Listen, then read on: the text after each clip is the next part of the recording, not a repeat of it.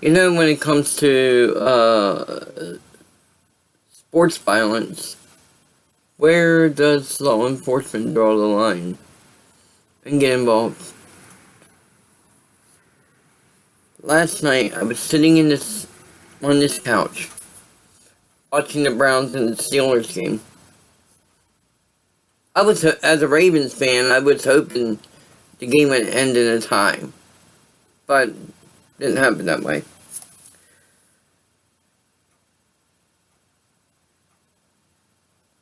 I guess me being a Ravens fan, I should be happy that the Steelers lost. I am. I'm not gonna lie about it. I am. But what happened at the end of the game just blows my mind. I mean, just totally blows it. You see fights at sporting events. You see it in hockey. You see it in baseball. You see it even in the NBA. Fights do happen at sporting events. And rarely, and I do mean rarely, does it end up in the legal category for law enforcement to get involved.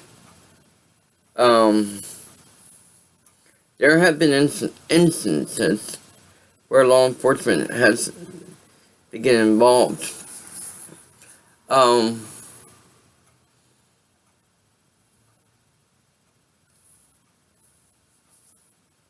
What happened last night between Myles Garrett and Mason Rudolph should have law enforcement involved, in my opinion. Do I think that Mason Rudolph is an innocent bystander? No. At the very least, he should have been given a fine for instigating the whole thing, and he did instigate it. But that doesn't compare to what Myles Garrett did, ripping his helmet off, and actually hitting him on the head with that helmet. That's assault. That is a criminal assault. And that is an instance where I think law enforcement should get involved. This isn't one of those types of boys will be boys type of thing. That is assault with a deadly weapon. It could, it could be categorized as a blunt force object. What if he had what if Myles Garrett had hit Mason Rudolph on the head with the crown of the helmet? We could be, I'm pretty sure we could be talking about,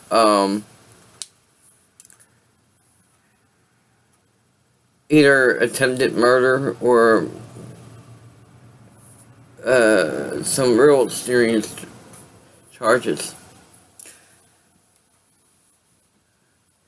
This kind of thing cannot happen. This is bad for the NFL. I mean, it's bad.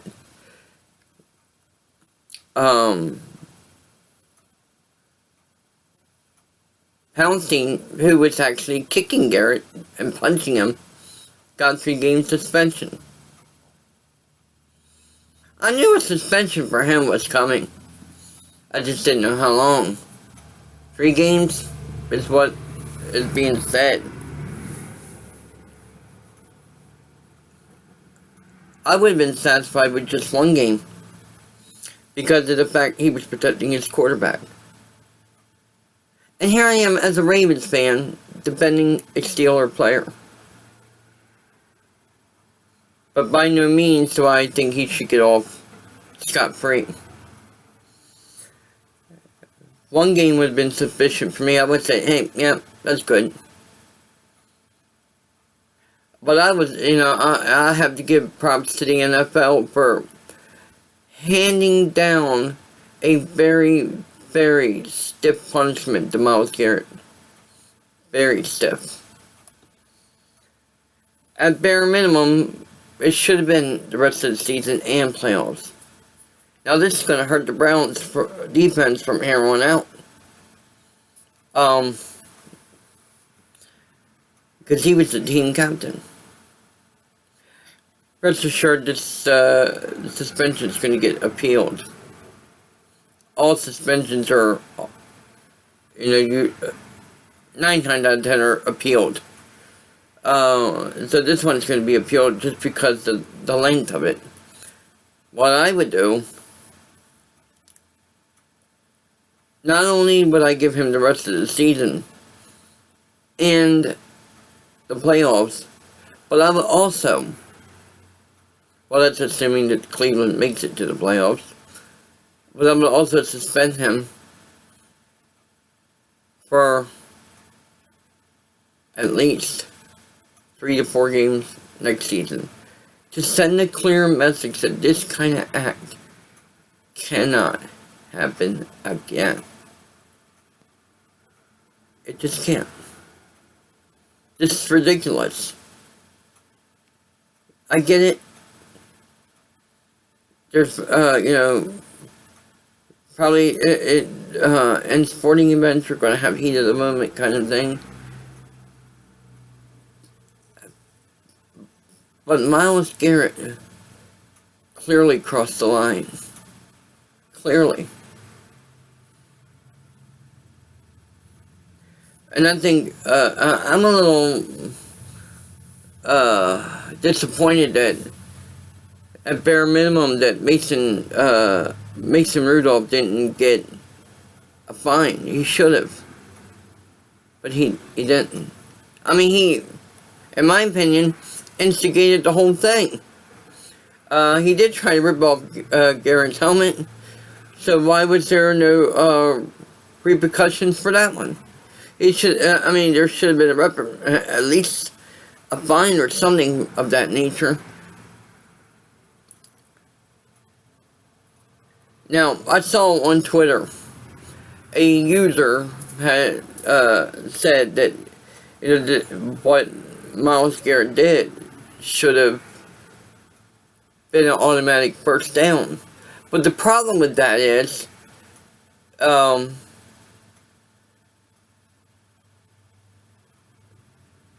both teams had committed a personal foul penalty. So therefore, the penalty was offset. They had to, the Browns still had to, run another play. Because what it should have, because that's what they should have did. It should have just sat the ball, run around till the clock runs out. We're only talking 8 seconds here. But because they didn't, it was a turnover on downs. They left 5 seconds left on the clock. Everybody's storming the field thinking the game is over, but no, it was actually 4th down when they did that. And so, the referees got that right. It's a turnover on downs, the clock stops. So this meant that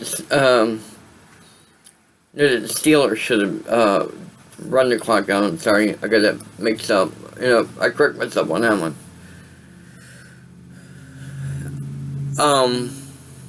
But they didn't. So that's where the Steelers messed up. So this meant that the Browns get the ball, and the Browns had to, take a knee to run out the remaining 5 seconds. So, it was just, nothing seemed to have gone right for the Steelers at all last night. And I admit it, I was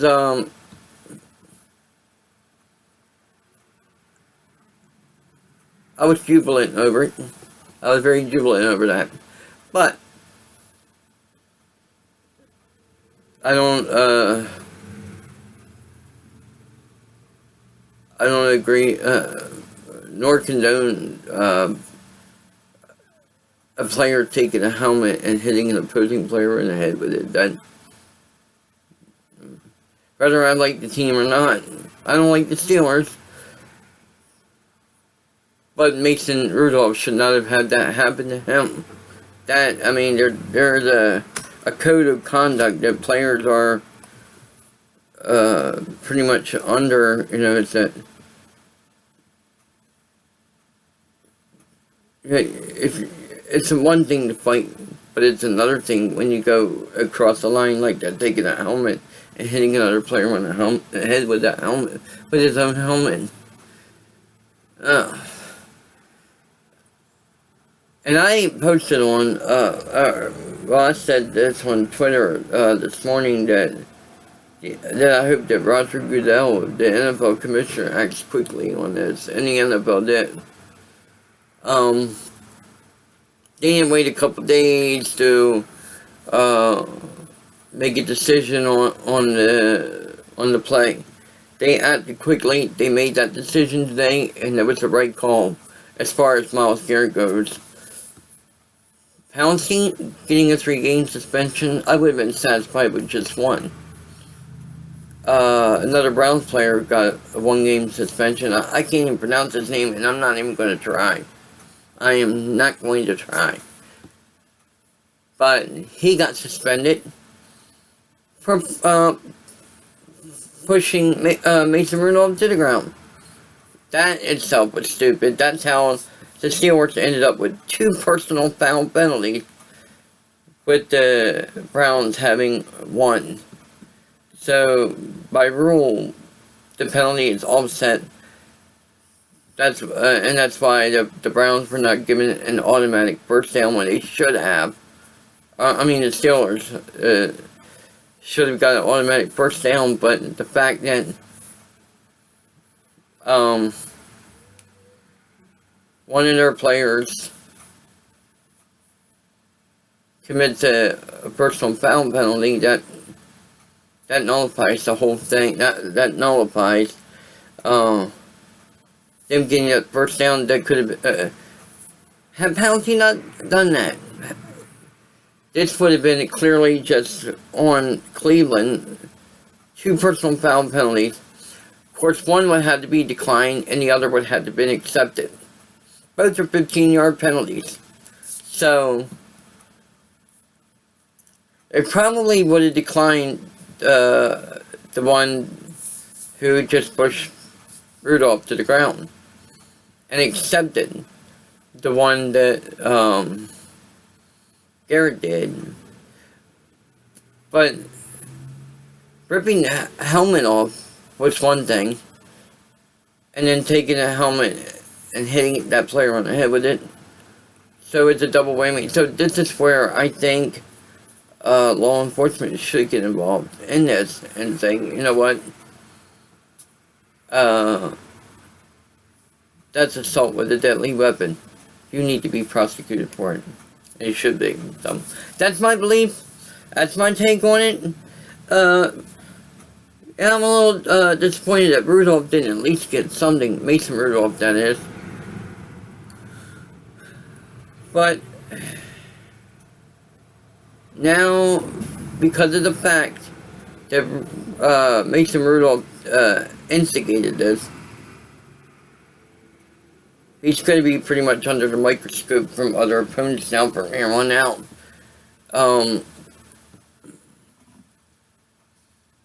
And by meaning microscope, I'm talking about from the officials. I'm not talking about from opposing team officials. Referees, the NFL executive office, that sort of thing. It's going to be under the microscope because the fact that he got off scot-free on this one, it's pretty certain that he's not going to get off scot-free again if another fight like this happens in that magnitude. So, so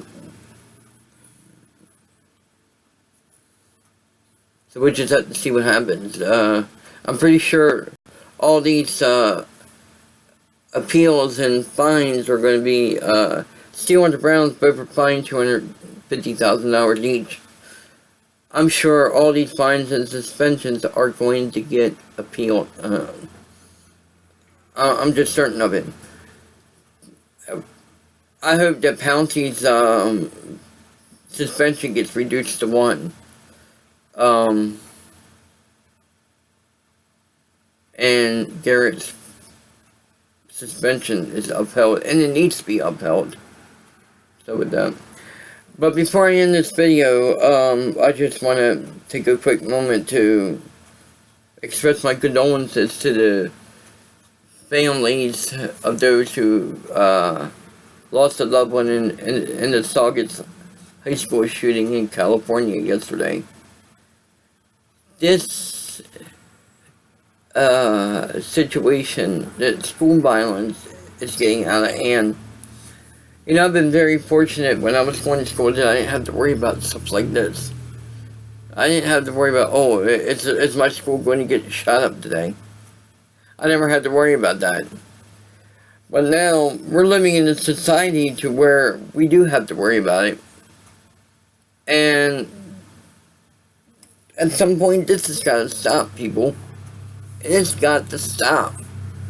I mean, school should be a safe place for students to go.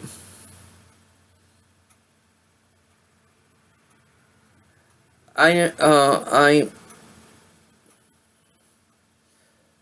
haven't seen anything today about the story. The only information that I have about it, as far as now, to what I know, there was a 16-year-old girl that was killed, a 14-year-old boy, and I did hear early reports that the shooter himself was dead, but then that never got verified, and they're saying that, you know, he was in grave condition. So I'm saying this one, you know, the day after, because I don't know. I haven't looked at any news sites or anything like that today.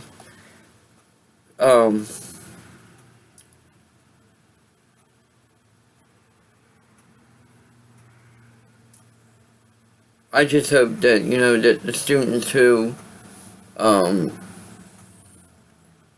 traumatized by this situation can get back to normalcy at some point. This is not something that's gonna be easy to get over for a long time. This shouldn't happen. And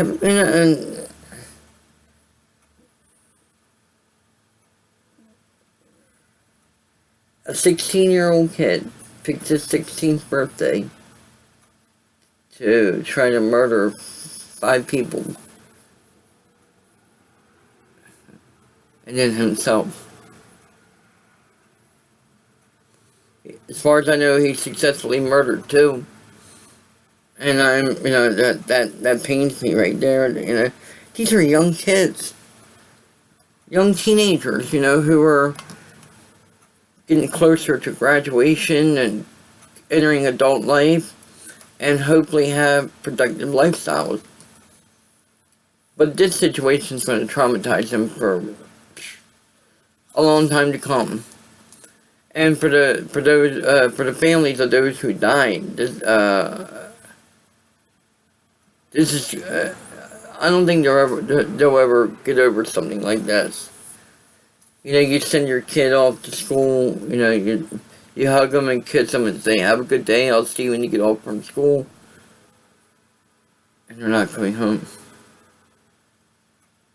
In fact, the next time you'll see them is when they're laying in the casket. No child should have to go through that. No parent should ever have to bury a child. And you know, with violence, school violence happening this often, I think it kind of reinforces parents to doubt whether school is safe for their children. Homeschooling is an option. I went through that for 1 school year. But the downside about homeschooling is that it kind of minimizes the child's, or the students rather, social skills. It limits their social life. And I think school plays a big part of building up people's social lives. So, but I don't know. I mean, sometimes you have to take that I'd rather be safe than sorry approach.